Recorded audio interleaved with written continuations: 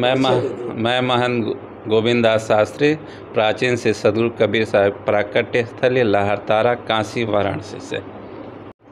जी गुरुजी, किस प्रकार का आयोजन आज लहरतारा मठ में किया जा रहा है, इसको लेकर थोड़ा संक्षिप्त में जानकारी। अभी तो हमारे यहाँ वर्कशॉप कबीर वाणी का वर्कशॉप 10 दिवसीय चल रहा है, जो कि संत कबीर एकेडमी मगहर संत कबीर नगर संस्कृति विभाग की तरफ से और हमारे जो कबीर साहब के प्राकट्य स्थली लहरतारा के संयुक्त तत्वावधान में 10 दिवसीय कार्यशाला का आयोजन किया गया है, जिसमें कबीर के वाणी को हम समझ सकते हैं, जान सकते हैं और इसके माध्यम से हम कबीर को जो जानने वाले हैं, जो समझने वाला है, उसको इसका फ़ायदा उठा सकते हैं। यह कार्यशाला निःशुल्क है, कोई इसकी शुल्क नहीं है। ये शाम को 5 से 7 प्रत्येक दिन यानी कि 21 तारीख से लेकर 30 मई तक ये चलेगा, क्योंकि उसके बाद हमारे पास इसके बाद कबीर जयंती है, जो ज्येष्ठ पूर्णिमा के अवसर पर हम लोग 3 दिवसीय कार्यक्रम भव्य आयोजित होता है।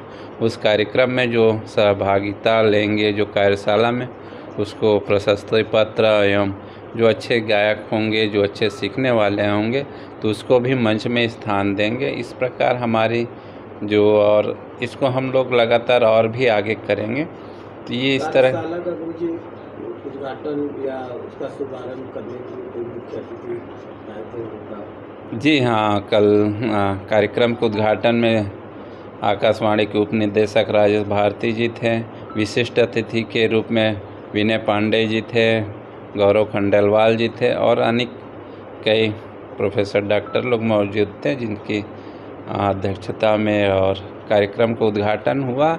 और यह कार्यक्रम अच्छा रूप से है और आशा करते हैं कि इसमें अनेक लोग, तमाम लोग भाग लेकर कबीर को समझ सकते हैं, कबीर के बारे में जान सकते हैं। उनके लिए एक सुनहरा अवसर है, मौका है, क्योंकि हम कभी कोई चीज़ होता है ना, किसी चीज़ को जानना है तो गुरु की आवश्यकता होती है।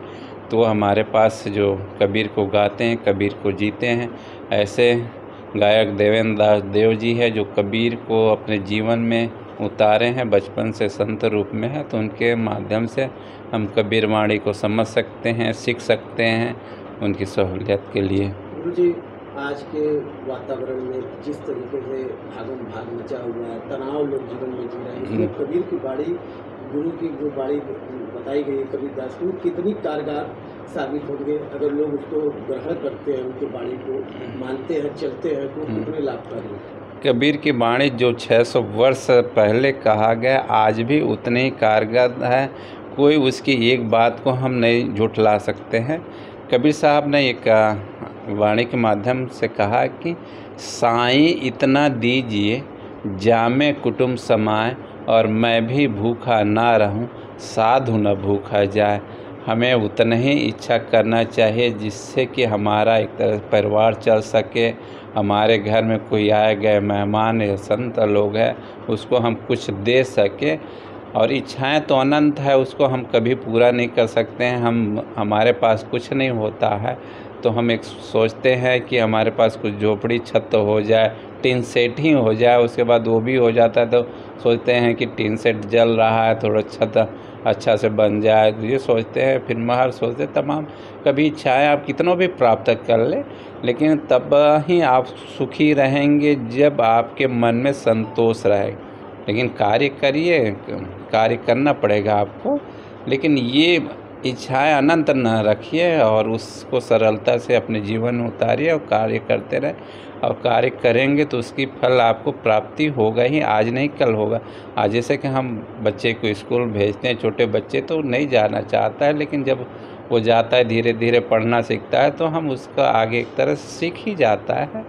तो हम उस तरह के अपने जीवन में कबीर के वाणी को उतारें। एक एक वाणी जी कबीर का अपने जीवन को सार बताने वाला है, तो उनके माध्यम से हम अपने जीवन को सार्थक बना सकते हैं। कबीर साहब ने कहा ना कि सांच बराबर तप नहीं और झूठ बराबर पाप, और जाके हृदय सांच है ताके हृदय।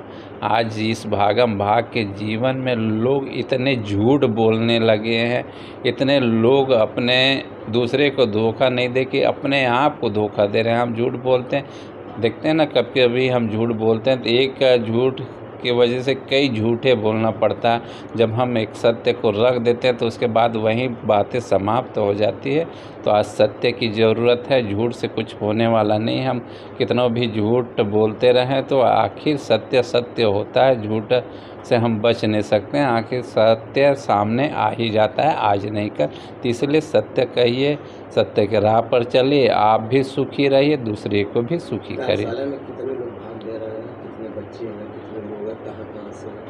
अभी तो हमारी शुरुआत है और ये हम लोग अचानक तमाम जगह से लोग हैं, काफ़ी संख्या में आ रहे हैं। और धीरे धीरे मेरे पास भी कई फ़ोन आ रहा है कि गुरुजी कार्यशाला हो रहा है, हम लोग आना चाहते हैं। तो हम कहे स्वागत है आपका, आइए और कबीर के वाणी को समझिए और अपने जीवन में उतारिए।